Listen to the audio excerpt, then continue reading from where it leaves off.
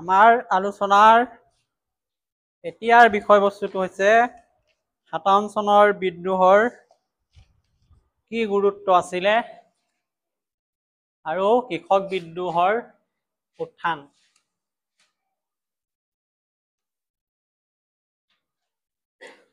ইয়াত কি দিছে 1857 চনৰ বিদ্ৰোহ যদিও ব্ৰিটিছ চৰকাৰে কঠোৰ হাতেৰে দমন কৰিবলৈ সক্ষম হৈছিল, অসমৰ ইতিহাসত কি হৈছিলে প্ৰথমবাৰৰ বাবে এক সৰ্বভাৰতীয় ঐতিহাসিক ঘটনাৰ লগত অসম যে জড়িত হ'ল, এই বিদ্ৰোহটোৱে সেই কণকে সুবিধা দিলে। গুৰুত্ব সেই দিশৰ পৰা আমি মন কৰিব লাগিব। প্ৰথম গুৰুত্বটো সেইটোৱেই যে 57 চনৰ বিদ্ৰোহটো ভাৰতৰ প্ৰথম স্বাধীনতা যুদ্ধ বুলি সকলোৱে উল্লেখ কৰিব বিচাৰে। যদিও এই বিদ্ৰোহটো দমন কৰিলে ব্ৰিটিছে, সৰ্বভাৰতৰ লগতে অসমেও এই বিদ্ৰোহত যে অংশগ্ৰহণ কৰিছিলে ইতিহাসত থাকি গ'ল।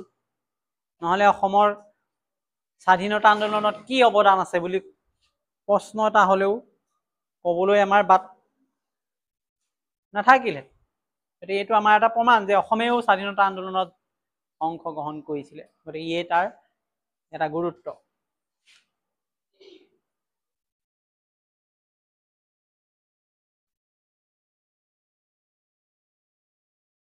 দ্বিতীয় গুৰুত্বটো হ'ল 1861 চনৰ পৰা অসমত লাহে লাহে দেখি পোৱা গ'ল যে কৃষক বিদ্ৰোহ আৰম্ভ হৈছিলে। খেতিয়কবিলাকে বিদ্ৰোহ কৰিছিলে বিভিন্ন সমস্যাক লৈ, আৰু 57 চনৰ বিদ্ৰোহৰ দ্বাৰা এই কৃষক বিদ্ৰোহবিলাক পৰিচালিত হৈছিল। গতিকে 57 বিদ্ৰোহৰ পিছত অসমত আৰম্ভ হোৱা কৃষক বিদ্ৰোহবিলাক 57 চনৰ বিদ্ৰোহৰে এটা পৰিণতি বুলি বহুতে ক'ব বিচাৰে। গতিকে কৃষক বিদ্ৰোহ কিয় হৈছিলে? কৃষকবিলাকে তেওঁলোকৰ বিভিন্ন সমস্যাবিলাক ব্ৰিটিছৰ আগত দাঙি ধৰিছিলে। তেওঁলোকে যি শোষণ বা শোষিত হৈছিলে ব্ৰিটিছৰ তলত থাকি আৰ্থিকভাৱে, ইয়াৰ প্ৰতিবাদ হিচাপে কৃষক বিদ্ৰোহ কৰিছিলে। আৰু এই কৃষক বিদ্ৰোহবিলাক হৈছে 57 চনৰ এই বিপ্লৱৰে কিছু ফল আছিলে, যাৰ পৰা তেওঁলোকে সাহস গোটাব পাৰিছিলে ব্ৰিটিছৰ বিৰুদ্ধে যুদ্ধ কৰিবলৈ বা বিদ্ৰোহ কৰিবলৈ। তৃতীয় গুৰুত্বটো কি? মন দি শুনি ল'বা, এইবিলাক বস্তু মাজৰ পৰা প্ৰশ্ন দিব। তৃতীয় গুৰুত্বটো কি আছে যে অসমতো হিন্দু আৰু মুছলমান এই দুটা প্ৰধান সম্প্ৰদায় তেতিয়াও আছিলে, এতিয়াও আছে। আৰু 57 বিদ্ৰোহত দুইটা সম্প্ৰদায়ে একগোট হৈ অংশগ্ৰহণ কৰা যিটো নিদৰ্শন জাতীয়তাবাদৰ, এই নিদৰ্শন দেখিবলৈ পোৱা গৈছিল। গতিকে অসমতো হিন্দু মুছলমানৰ ধৰ্মীয় ভেদাভেদ নোহোৱাকৈ 57 বিদ্ৰোহত এক হৈ সকলোৱে জাতীয়তাবোধ, একতাৰ অনুভৱ বৃদ্ধি পাইছিলে। আৰু এই একতাৰ বীজেই শেষত স্বাধীনতা আন্দোলনত সহায়ক হৈছিল।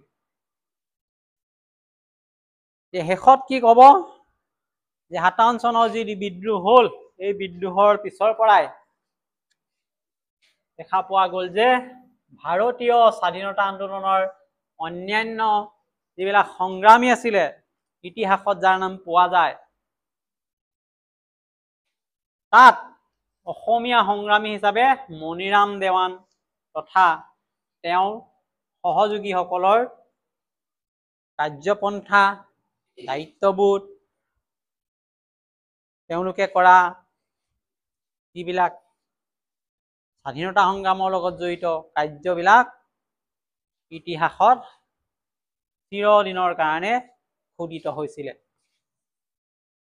এতিয়া যেতিয়ালৈকে 57 চনৰ বিদ্ৰোহৰ কথা ওলাব সৰ্বভাৰতীয় পৰ্যায়ত, অসমৰ কথা ওলালে মণিৰাম দেৱানৰ কথা আমি সদায় ক'বই লাগিব। ঠিক তেনেকে মণিৰামৰ সহযোগীবিলাক পিয়লি ফুকন বা অন্যান্য যিবিলাক মধু মল্লিকে হওক, হৰমুদ আলী হওক, বাহাদুৰ গাঁওবুঢ়া, তেওঁলোকৰ নাম আমি সদায় অনুপ্ৰাণিত হ'ম তেওঁলোকৰ আদৰ্শৰ পৰা, তেওঁলোকৰ দেশ প্ৰেমৰ পৰা। গতিকে এয়াই আছিলে 57 চনৰ বিদ্ৰোহৰ অসমৰ প্ৰেক্ষাপটত ইয়াৰ অন্যতম ভূমিকা। এইডোখৰলৈকে আমি এটা গুৰুত্বপূৰ্ণ বিষয় আলোচনা কৰিলো, বিশেষকৈ 57 বিদ্ৰোহত অসমৰ ভূমিকাটো ইয়াত ব্যাখ্যা কৰা হ'ল 4টা বেলেগ বেলেগ এংগলৰ পৰা, বেলেগ বেলেগ দৃষ্টিকোণৰ পৰা, য'ত অসমক